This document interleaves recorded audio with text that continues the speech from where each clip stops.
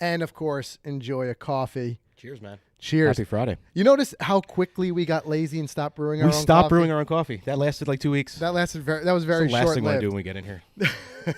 But I tell you what, guys, pour yourself a coffee and hop in the comments, whether you're watching us on YouTube, Facebook, Twitter, wherever you're watching. Make sure you guys jump in the comments, because that is why we do a live show every week, so that we can get you guys included, and we will throw your comments up on the screen and respond to some of you guys. We're going to talk about the Honda. We're going to recap the players. I even want to look a little bit ahead, Mike, and talk about the WGC. Love the match play. Love it. Yeah. It brings that brackets back into it. We missed that last year. Right. And you have a bold prediction for us in a little while. Huge, bold prediction for the Masters, guys. Yes. And, of course, our Heartbreak of the Week segment, which we're going to dive into in a little while, it's homegrown this week. That's right. It wouldn't take too long, before the heartbreak would come directly from one definitely, of us. And I'm sure it's not going to be the last time. It's definitely not going to be. So, guys, of course, welcome to Coffee and Golf. We love it every week where you guys get a chance to join us in the comments. So, again, thank you for coming on in. We already see them coming in. And look, Mike, it's noticed Ashton says you got a large coffee today. I know. I said that. I said I was going with the grande, and I said, nope, give me the venti, because everyone was ripping me for the small coffee. He did it just for you guys. Just for you guys. Good morning, guys. It was Chili, only $11 or so, but I did it.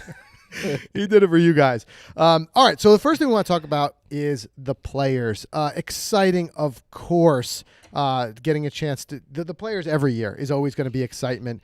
And what a wild Sunday that ended up being. First, what a wild Thursday. These guys were getting obliterated. Yeah. And then that Sunday, you're right. Awesome finish. We saw some of the most relatable things with some of the shanks. Some of the, brought smiles to my face. It did, because it just proves to you how humbling of a game golf can really be. In fact, we'll talk about one of our picks from the Making Cuts, Making Bucks segment in a second. We'll dive back into that. But we're looking at this, and the first thing that had all of us talking, I think every golfer jumped on their phone and was either tweeting or texting their buddies, are you seeing this, when we saw what happened on the fourth hole with Bryson and Westwood. Yeah. How about that, huh? How about that? And guys, I'll tell you what.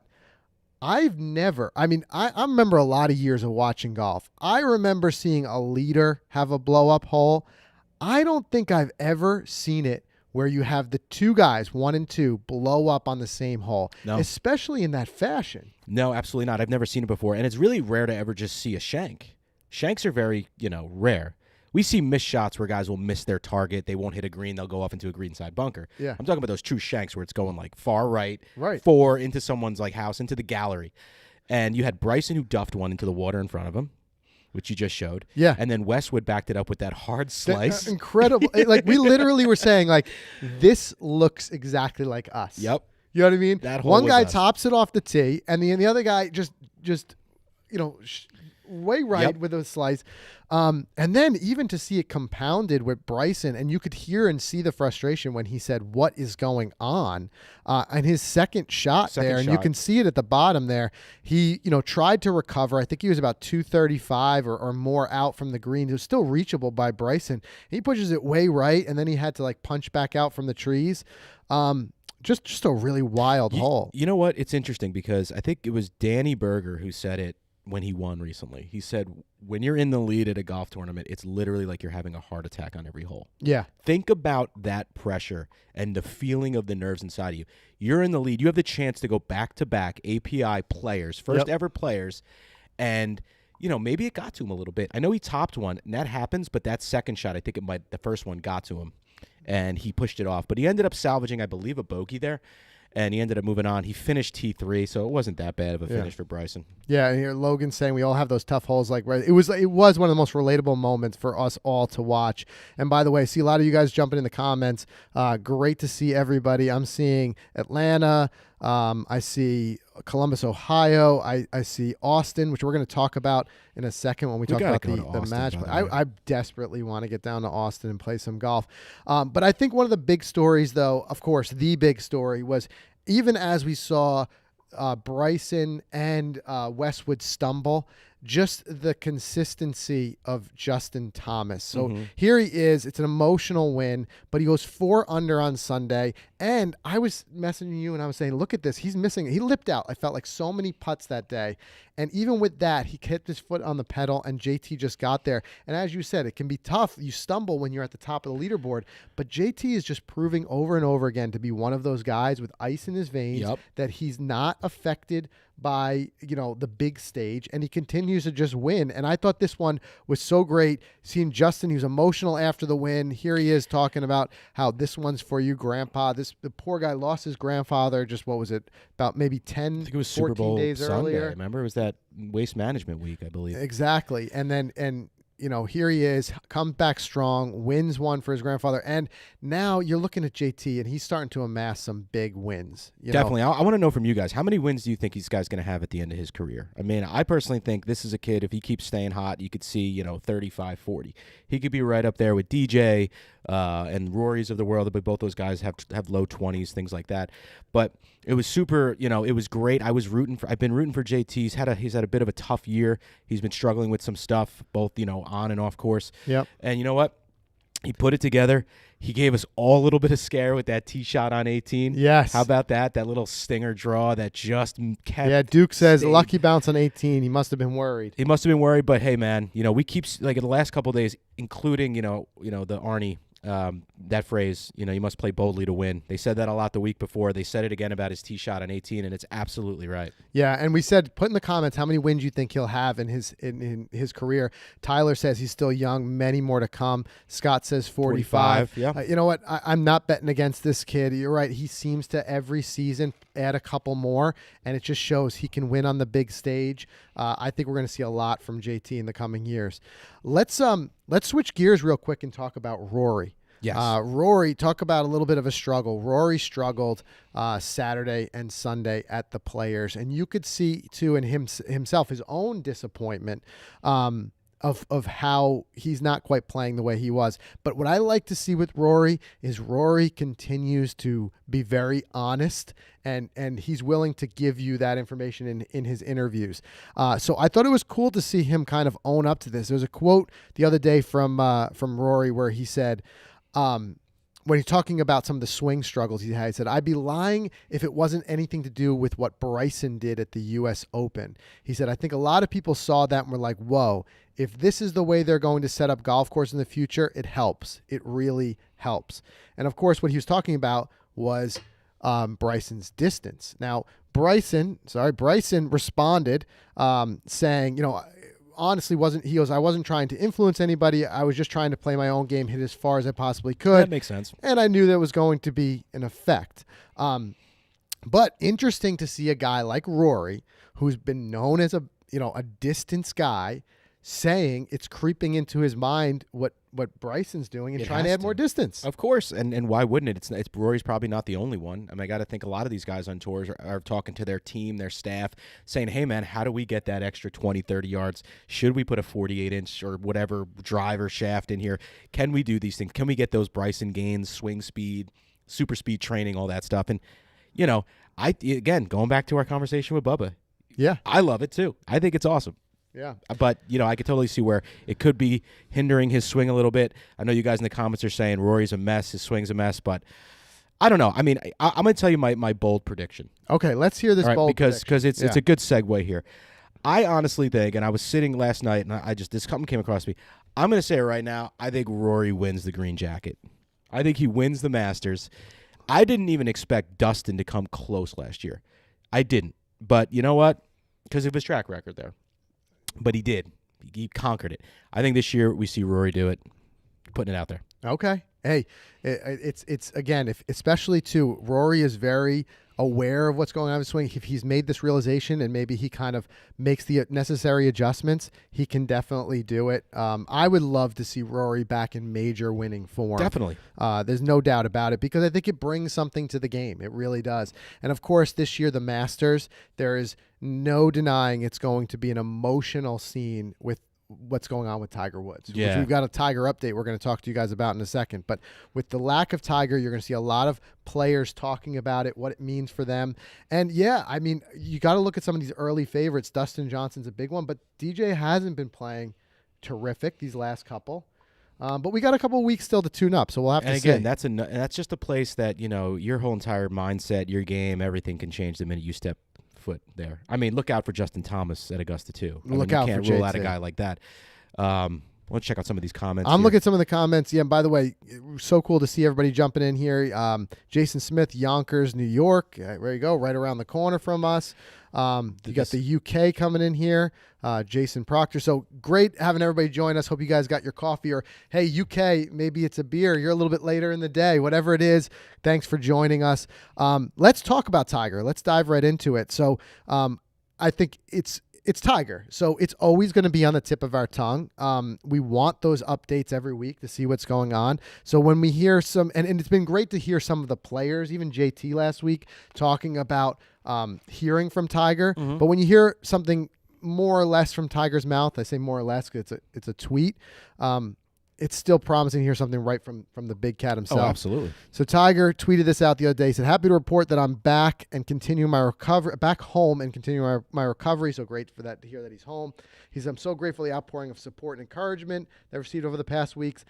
Thank you to the incredible surgeons, doctors, nurses, and staff at the Harbor UCLA Medical Center, Cedars-Sinai. I know he was transferred to Cedars-Sinai after that. You have taken such great care of me, and I cannot thank you enough. I will be recovering at home, working on getting stronger every day.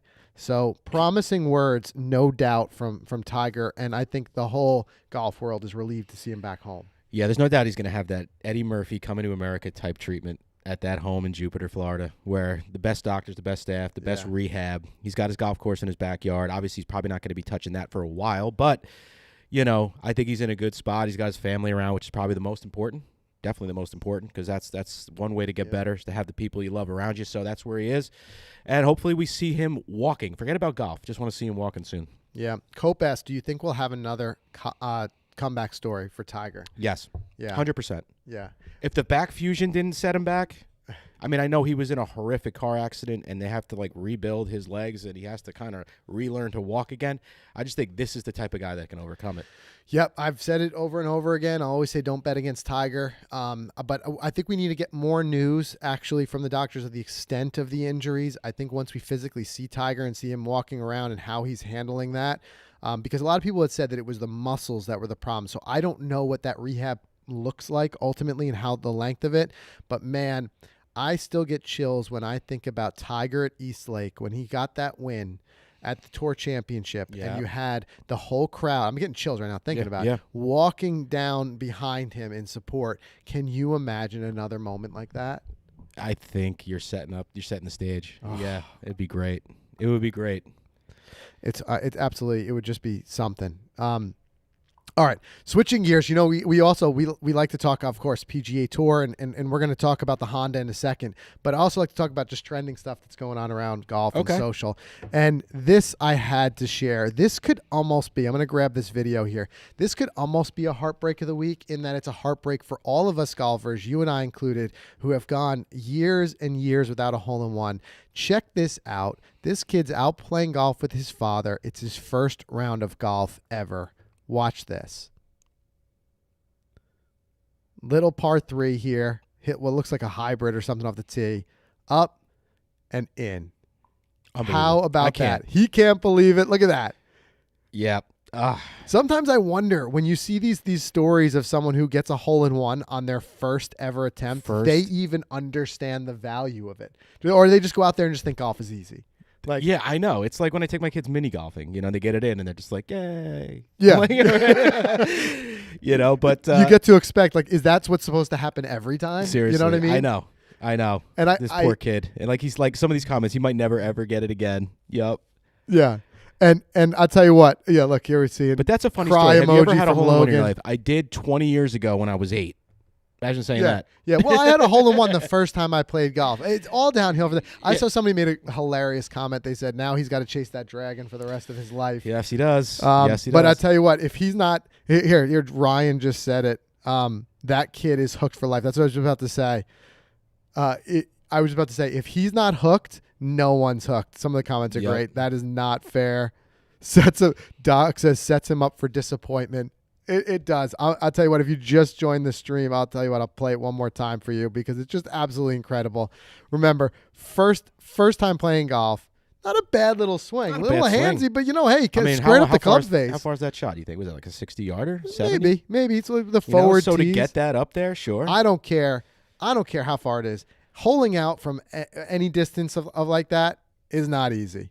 It's just not easy. And as you will see in our heartbreak of the week in just a moment. But let's move on. Let's talk about the Honda Classic. And as we do talk about this, guys, of course, start throwing some of your picks for the Honda in the comments. I'd love to see who you guys have. And I'd love to know a little bit more about what do you guys think of this event?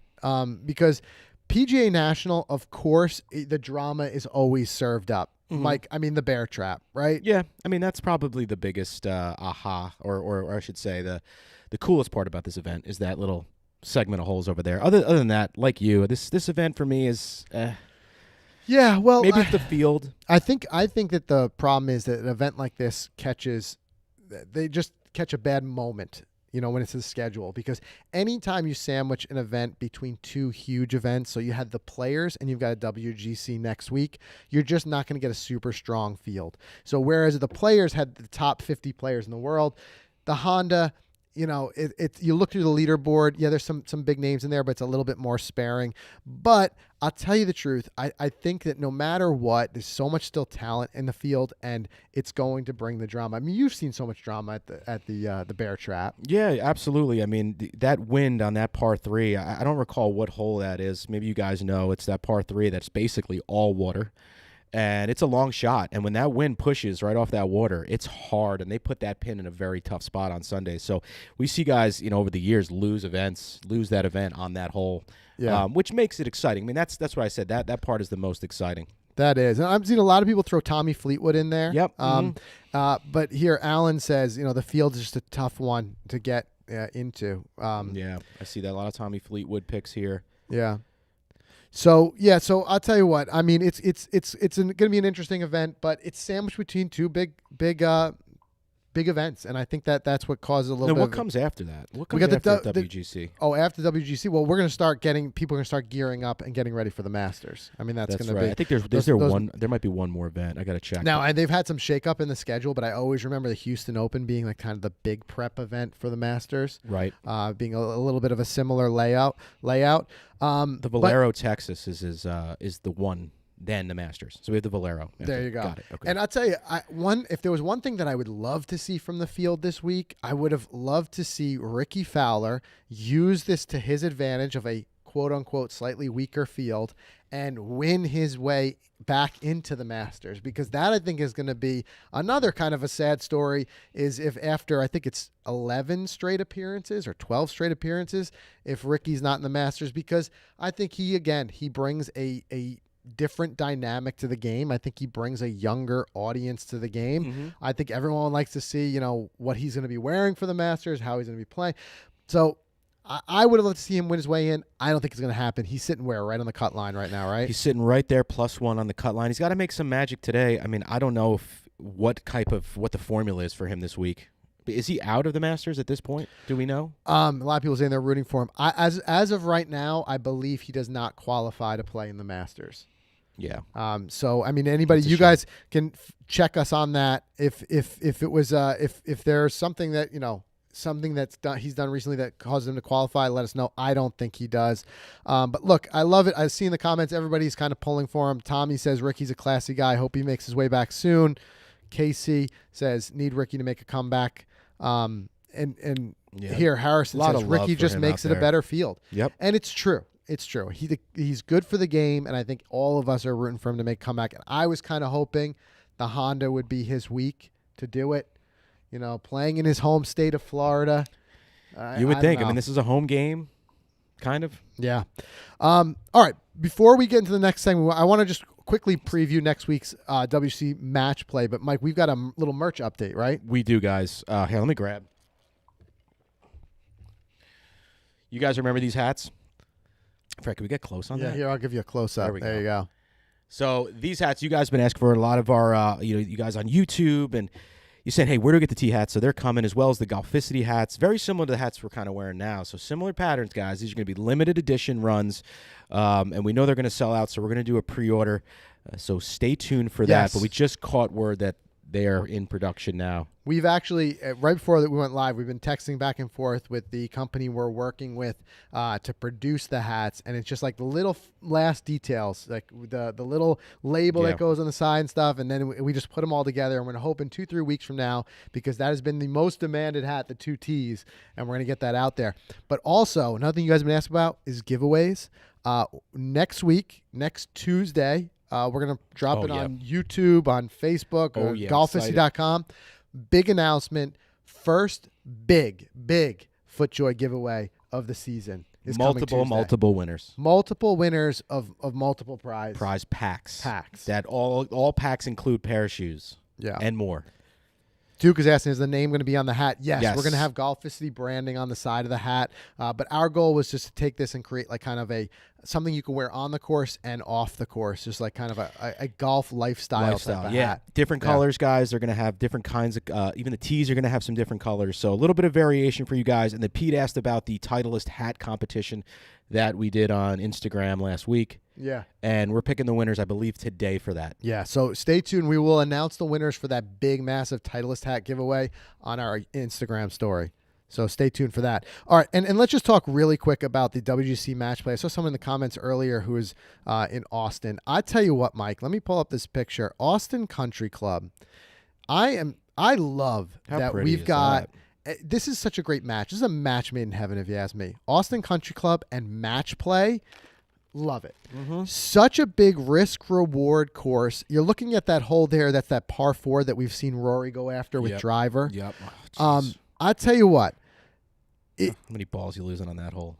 Oh, my gosh. Hey, Gavin. There's Gavin's in the comments. Gavin, welcome to the show. Always good to see you. But I'll tell you what. I love that match play setup because you get where it's not stroke play. If you're down a hole or, worst case scenario, maybe you go down a hole, but you can get more aggressive. Plus the dynamics between the players when they play match play. It's just a shakeup in the season. It's something different. As I said, time and place. Austin is a great spot for it, and match play is a great format. Plus, Austin, don't forget this, Mike. It was only 4 weeks ago, right, that they had that massive snow event. I know. And that reminds me of that one WGC match play. I think it was out in Arizona like 3-4 years ago. Remember snow covered the ground? Yep.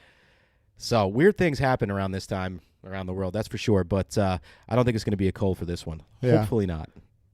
Oh, no. Robert says, I ran out of coffee. It's an emergency over here. 3 weeks of 12-hour shifts, healthcare life. Oh, I'll tell you what, though. Keep fighting that fight. That's it. Healthcare heroes, Robert. We owe you a coffee if we can get you one. That's for sure. But yeah, I think this is going to be. I don't want to skip over the Honda too much, but I think that's just it. Like you got the players, and then you've got this match play event. This is just going to be so much fun to watch. And even we had Bubba Watson on the podcast just 2 weeks ago, and I remember Bubba even saying like we asked him what are you looking forward to? What are you looking forward to on the schedule? He loves the match play event. Match play, yeah. And you're talking about Bubba. Here's a guy who's definitely a risk reward guy. Right. We got Harrison's only lost 12 balls there at that course. just a quick dozen. Just a quick dozen. Yeah. No problem. Easy dozen. Pete, thanks for the donation.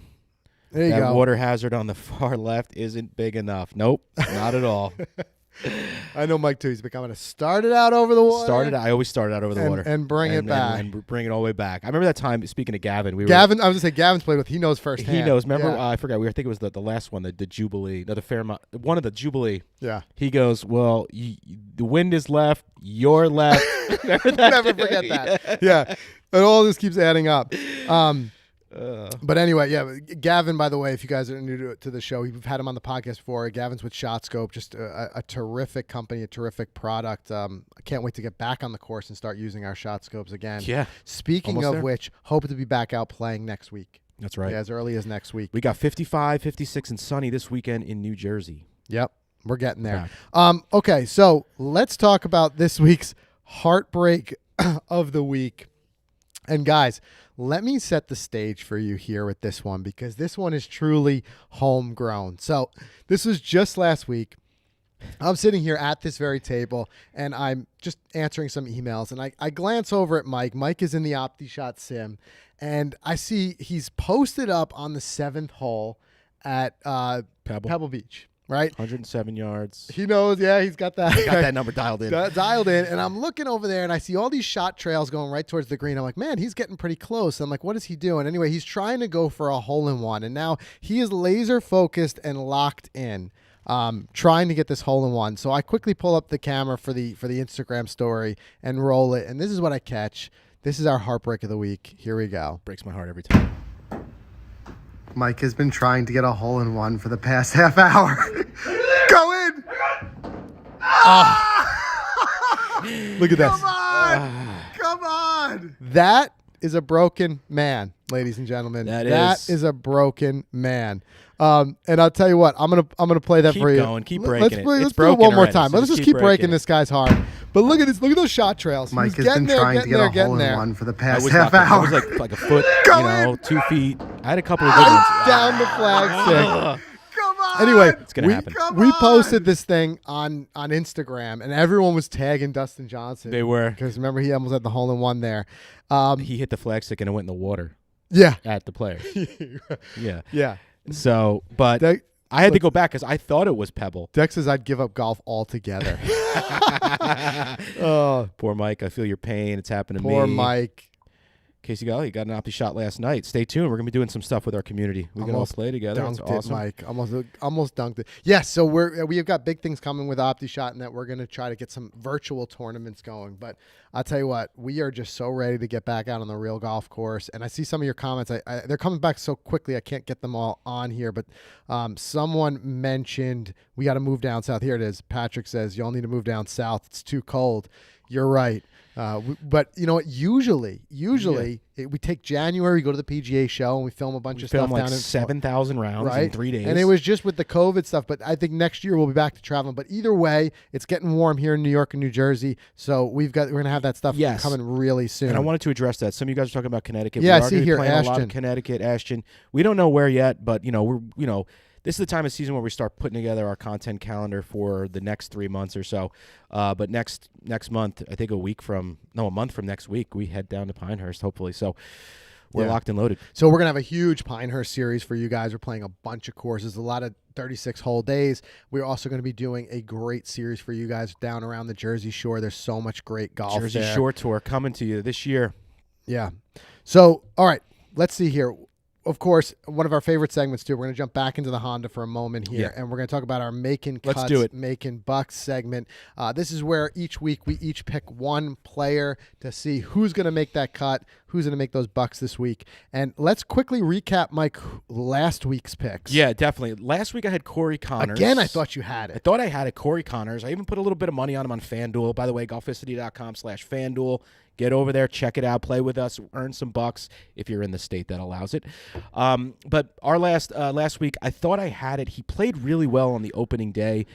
He kind of blew up a little bit day 2, day 3, but came surging back on day 4, Corey, with a 66 on Sunday. And I thought he was going to take it. He was T2 at one point. I even messaged you about it, but he fell back.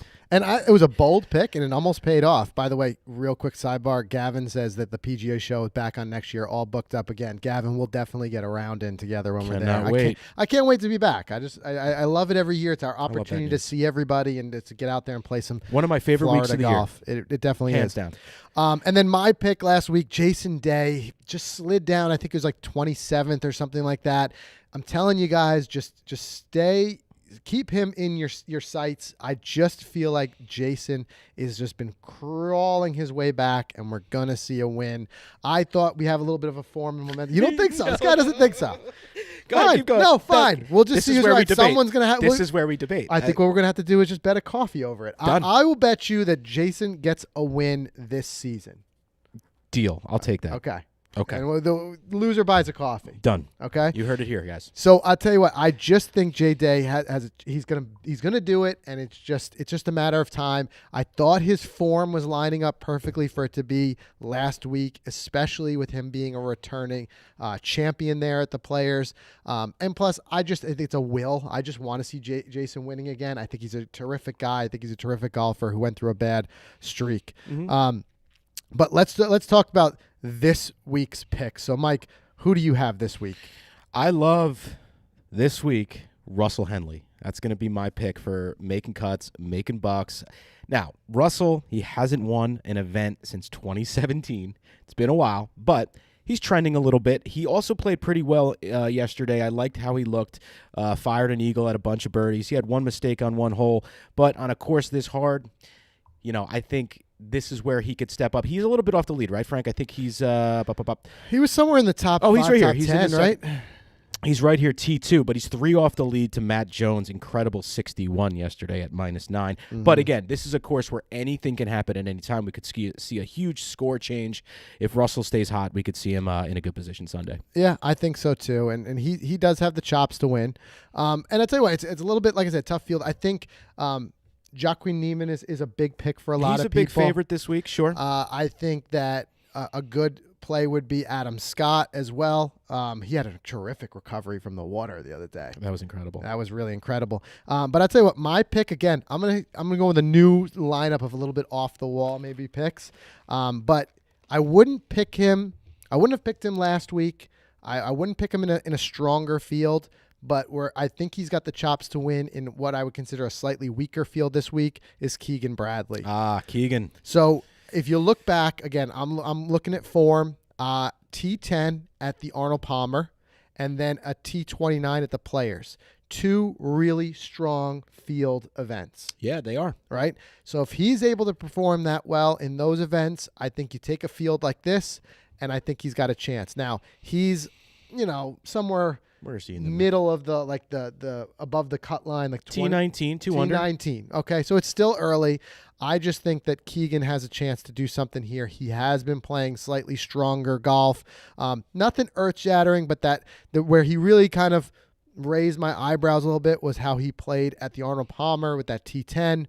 And like I said, followed up with a pretty decent showing at the Players. There's no doubt it's 2 windy, water-riddled courses in Florida, so very similar to the Bear Trap makeup. And, yeah, I think you can have something there. Yeah. Let's just see who does better than who this week. Here, Daniel says something kind of what we were saying earlier. He said the PGA destroyed this field with the new scheduling. And it's true, the scheduling shakeup, because you look at it on paper – the Honda has been a good event, and the fact that it's at PGA National with the Bear Trap, it could really be something. But you feel for it in that it was sandwiched right between 2 big events and people prepping for the Masters, and you ended up with not the strongest field this week. You're right. Let's see how it all shakes out. Yeah. Ashton has a comment here about the Golficity HQ Part 2 tour coming out, and do you want to set that up? Oh, good timing. Good timing. Yeah, Ashton, actually, hopefully next Thursday on the YouTube channel. Here's the cool thing. Not only are we giving something away in that video, but we came up with a creative way how you guys can get involved and be a part of our office. So I'm just going to leave it there. That's right. So you're going to have to stay tuned for the video, but the good news is the video is coming. We've had a lot of big changes here over the past year, getting in here and building this place out. So we do take you through the tour. We had posted a vote whether you guys wanted to see a tour of HQ. Overwhelmingly yes. So we're going to have that together for you guys hopefully next week. And as Mike said, we're going to do a giveaway with it, and we're going to get you guys involved. Yeah. Because we're all about the community, the Absolutely. Golficity community. So any way that we can get you guys involved, you guys are why we do what we do. And I love these comments. Deck says, I've given up with the giveaways, LOL. No, don't give up, because there's so many of them, and they just keep getting bigger and bigger. We're working on one that could be valued at over $5,000 soon, guys. So I'm just setting you up. Don't give up. Don't give up. Keep playing them, because we're giving stuff away constantly. We surprise people in these emails saying, hey, you won, and they're like, oh, my God, you just made my day. I mean, we do it. It's going to keep going. Guys, quit your jobs and just do this is great. Brandon says, quit your jobs and just do this full time, please. Well, Brandon, I can tell you right now, We are working very hard to do that. And we're getting a little bit closer every single day. He says we need more content. But we're working hard on doing that, getting out as many videos as we can per week. We've also included this new Friday live show. Hope you guys are enjoying this. If you want to see more of this type of stuff, let us know. But between the Friday lives, the weekly podcast, by the way, more great ones coming up. We recently did an interview on the podcast that's coming out, I think, next week, talking with Golf Digest about the hot list. Yeah, we lifted the hood on that. Yes, asking the questions you guys want to know, like, is it unbiased? How does the hot list work? So we dove into that a little bit. But, of course, we've got trying to bring videos to you guys every Tuesday and Thursday as well. Next week, mark your calendars, Tuesday, first big FootJoy giveaway of the year. Thursday, we're going to take you through the office tour. We've got Mike's been working on a special project at home. It's another video. That's coming, and we hope to be back on the course by next week. So the course vlogs are going to be rolling back in. So we are working hard on it, guys. I want to make sure you guys know that. Any last minute and we do appreciate the support. We definitely do. And Stephen Paul, I got to highlight this one. He said, I just made my college golf team, 2 exclamation points. Cheers, dude. That's awesome news. And I love seeing college sports there and back because it stunk for you guys last year. So cheers to that. Yeah, congrats, Stephen. That is awesome. We'll have to get you repping some Golficity swag on your college team.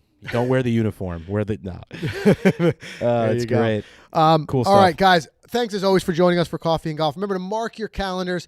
Whatever your time zone is, it's 10 a.m. Eastern. We're going to be here. We're going to talk. And next week, we get to talk about the match play and preview the match play, which is going to be a lot of fun. But we have a lot of fun doing this show every week because it's our chance to really just talk with you guys, and talk in the comments. So make sure you're there. Mark your calendars. You can always watch the replay if you missed us.